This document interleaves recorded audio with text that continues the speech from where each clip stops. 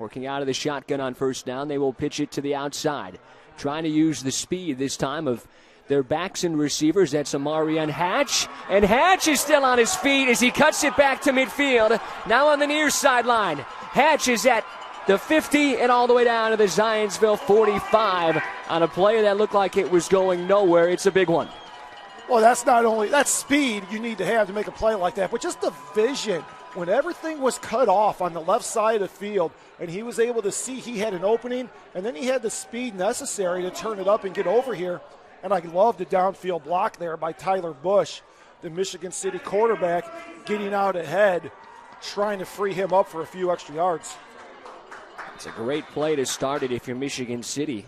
Again, it looked like Amarian Hatch, who had a really nice season for Michigan City, doing a number of things. It looked like he was going to be contained as they give it right up the middle here to Raytheon Anderson, and he gashes for 7. A huge hole right up the middle there as they now go with Anderson. So we've now seen both backs here on these first two, and maybe that's what we're going to get. Anderson up the middle, and then we'll get Hart on the outside. Anderson probably more of the between the tackles carriers you just said. Had about similar yardage, but he did it on 30 more carries. Quick pass to the outside here. This is complete. Again, it's Hatch. He's got the first down inside the 30. They'll move the chains on the completion. Yeah, excuse me, I said Hart, but Hatch I meant. Yeah, right there, just getting the ball to the athlete out there on the flat. We caught the ball on the line of scrimmage and was pretty much one-on-one, just had to make a guy miss. So another quick first down for Michigan City, and the Zionsville coach is animated over on the sideline. He doesn't like something he sees, trying to get his defense's attention. Michigan City had 3 guys right at 40 catches. Hatch was one of them. Came up just short, 39, but Giovanni Laurent and Traylon Simmons also over that 40 mark. Here is Raytheon Anderson on first down as he carries it to the 25-yard line. So tough to prepare for when you have 2 running backs, especially ones that do completely different things like Anderson and Hart and what they're capable of doing. Like we said, Anderson going between the tackles. But you can't just key on one guy. They're going to send 2 guys at you, and that's going to keep them fresh throughout the ballgame. Second down and 6 on this opening Michigan City drive. The big play so far came from a play that looked like it was going nowhere, and all of a sudden went for huge yardage. 35-yarder on one. Looked like they might lose about 5. Watch the play clock here for Michigan City. And Phil Mason has to help out his quarterback as he calls a timeout to avoid a delay of game. First timeout called in this one. And so far, Tim, Michigan City moving the ball well. Yeah, and you got to have breaks. You got to have a little luck if you're going to make it to the state finals in high school football. And we had the fumble on the opening kickoff that they were able to jump on. And then what you just alluded to, the first play from scrimmage, it looked like there was nothing there. And then Hatch was able to use his speed, reverse fields, get a big play. And now Michigan City is set up nicely. Second down and about 5 yards to go on the move, looking to put a score on the board here early in the ballgame.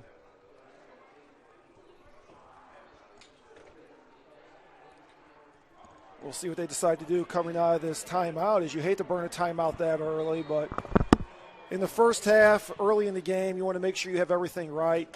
I'm more forgiving of burning timeouts in the first half than I would be, say, early in the third quarter when you might need them down the stretch. So Coach Mason wants to make sure he gets the right play call, and here we go.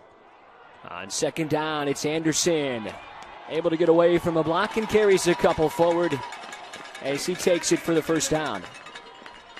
And they're in the red zone here. Absolutely. Just straight handoff there out of the shotgun and some good blocking on the right side of that offensive line. A couple of Zionsville defenders were going up high, wrapping up around the head, and they're going to have to hit this guy low if they want to bring Anderson down near the line of scrimmage. Let's see how tough he is to tackle right here.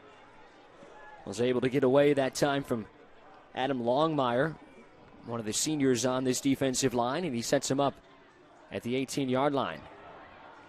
Give here up the middle, carried for only a couple that time. It was covered up much better as they give it to Woodard on a first down carry. You know, that reminds me of what we saw last week when we had the Lowell New Prairie game. There was guys who only had a handful of carries throughout the year, that were getting the ball as they were going deep on the depth chart.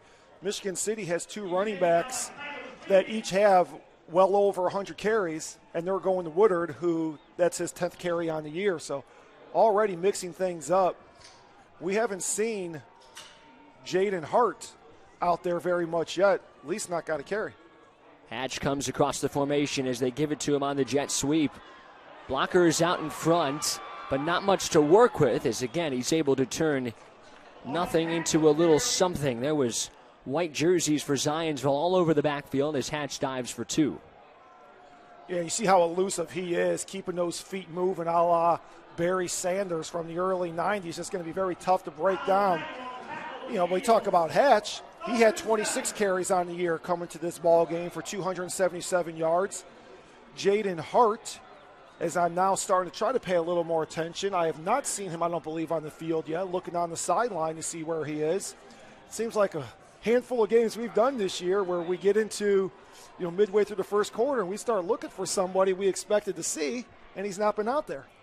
Big 3rd down here as they roll out Bush. He will lob it, looking end zone, and that is incomplete. He had 2 receivers there. Giovanni Laurent was involved in that, and Hatch was coming across your formation, and now a decision for Phil Mason. And it looks like he's sending out the special teamers. If he is, Andrew Olekshuk, the place kicker, comes on to try to make this a 3-0 game. He's 3 for 3 on field goals on the year, and he has made 1, according to my stats, between 30 and 39. I don't see the exact yardage of what that was, but this one would be about a 31-yarder. Looks like that's exactly what it will be as the ball's on the 21. Everything works. The kick just gets there. It hits the base of the field goal uprights against the crossbar, and it goes in. And a good start if you're a Michigan City fan, as they had the big carry to open it and the field goal to finish it off. As you see another look, if you didn't get to see it when it happened, Olekshuk just enough leg right there to make it 3-0 Michigan City. Opening quarter, 7:43 to play.